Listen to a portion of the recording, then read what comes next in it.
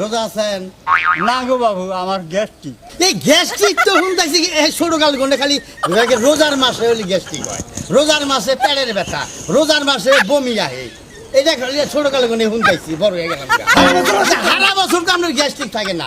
নিয়ত করে হাল দেন, রোজা আইলিবারে আমি রোজা থাকবো, 5 ওয়াক্ত নামাজ পড়মু, তাই গ্যাস্ট্রিক হবো না। কি আগের নিয়োগ বড় নিয়ত করো, কি মন থাকবো? মন থাকো। আপনি সামনে বার হ্যাঁ।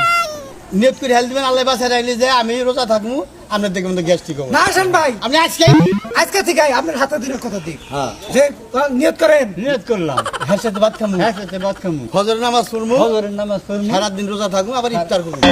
সারাদিন রোজা রাখবো, আবার ইফতার করবো। এই তো দেখেন, আচ্ছা, আমার খাবার খাবার কুত্তারে খাওয়ান যায়, কুত্তা তো খায় না, খালি বুক বুক করে। তাহলে বোঝেন সুদখোরের খাবার কুত্তারেও খায় না, হে বুক বুক করতেছে। রমজানের পবিত্রতা